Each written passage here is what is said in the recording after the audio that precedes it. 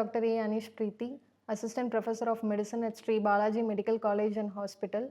I have 5 years of clinical experience with 3 publications and 2 monograms. Also, I am a member of APA, RSSDA, IMA and Heart Failure Association of India. So, I will be discussing on management of lower cranial nerve involvement. Before moving on to the topic proper, I will give a brief introduction to the cranial nerves. So these are the 12 pair nerves arising directly from the brain and brainstem, providing motor, sensory and autonomic innervation mainly to structures of head and neck with an exception to vagus nerve. So based on their anatomical location, they can originate from the forebrain, which includes cranial nerve 1 and 2. Cranial nerves 3 and 4 originate from the midbrain. Cranial nerves 5 to 8 originate from the pons, whereas cranial nerves 9 to 12 they originate from the medulla. And these are collectively termed as the lower cranial nerves. And out of the 4 lower cranial nerves 11 and 12 are pure motor nerves, whereas cranial nerves 9 and 10 they are mixed nerve. They give motor, sensory as well as autonomic innervation to structures of head and neck as well as to the thoracic and abdominal viscera. So moving to lower cranial nerves proper. These nerves arise from the medulla oblongata, responsible for motor, sensory and autonomic innervation of pharynx, larynx and tongue, as well as to the thoracic as well as the abdominal viscera, where they regulate the autonomic system. So first, glossopharyngeal nerve. They emerge from the lateral aspect of upper medulla between olive and inferior cerebellar peduncle from their various nuclei, which includes nucleus ambiguous giving motor fibers to stylopharyngeus muscle, inferior salivatory nucleus giving parasympathetic fibers to parotid gland via otic ganglion, and nucleus tractus solitarius responsible for sensation from the posterior 1/3 of the tongue as well as visceral sensations. So they exit the skull via the jugular foramen, and I repeat their function. They are responsible for taste from the posterior 1/3 of the tongue, sensation from pharynx, middle ear and carotid body or sinus, thus helping in baroreceptor and chemoreceptor reflexes, and motor supply to stylopharyngeus helps in elevating the pharynx during swallowing. Next is cranial nerve 10, vagus nerve. They also originate from the medulla oblongata just below the cranial nerve 9.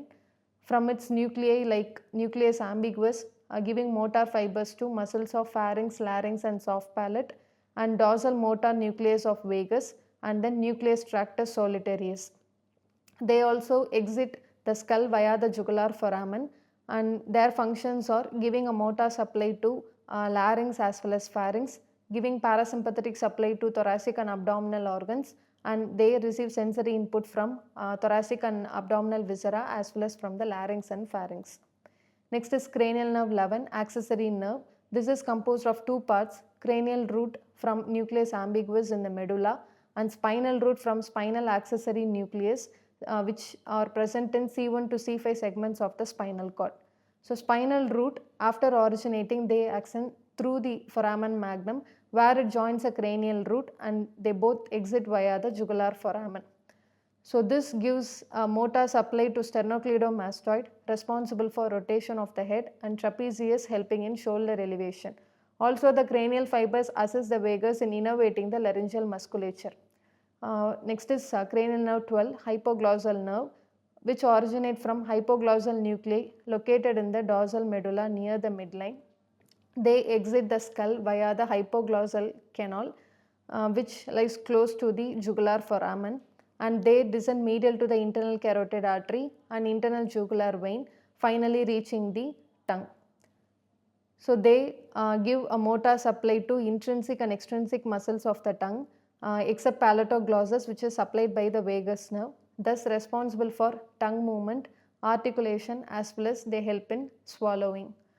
So next is a clinical relevance of lower cranial nerves. So here I will be discussing on what lesion can lead to a cranial nerve involvement, and then how to identify them and then how to treat them.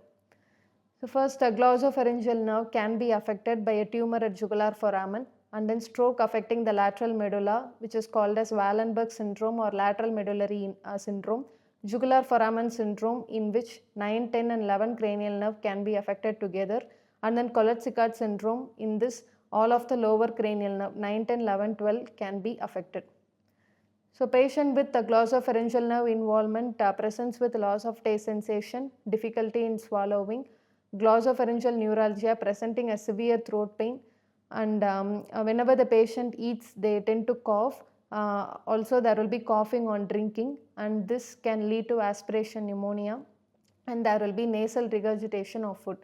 So clinical test to assess the involvement is checking for taste sensation in the posterior 1/3 of the tongue, and then gag reflex which will be lost. Next, vagus nerve which can be affected by a skull base tumor, jugular foramen syndrome, lateral medullary infarct, and then surgical injury during any neck or thoracic surgery. So here the patient will have inability to swallow, there will be regurgitation of food since it supplies the cardiac structure, so it can lead to life-threatening arrhythmias, gastroparesis which can present as constipation or bloating sensation, and there will be hoarseness of voice. Clinical test to assess vagus nerve involvement is checking for uvula deviation on saying where the uvula will be deviated to the normal side, and gag reflex will be lost, and swallow test where patient is asked to swallow water and to check for any regurgitation. Accessory nerve can be involved from a neck surgery, for example any lymph node biopsy, or as a part of jugular foramen syndrome. So here there will be a drooping of shoulder and then difficulty in turning the head. So usually patient with the accessory nerve involvement finds difficulty during any exercise, and test to assess cranial nerve 11 involvement is asking the patient to shrug the shoulder, which will be difficult against resistance, and then turning the head against resistance will also be difficult. So finally, a hypoglossal nerve which can be affected by a medial medullary stroke or hypoglossal canal tumor or any other tumors during the course of the nerve in the neck can also lead to compression. So there will be difficulty in articulation. Because of difficulty in tongue movements, there will be poor oral hygiene. And test to assess 12th nerve involvement is check for fibrillation or fasciculation in the tongue, look for atrophy, and then there will be difficulty in protrusion of the tongue. Also sideways movement of the tongue will also be affected. So some of the red flags in lower cranial nerve involvement is aspiration pneumonia, which can happen due to aspiration of food as well as aspiration of the saliva, pooled secretion. And because of difficulty in swallowing, there will be malnutrition and then airway compromise.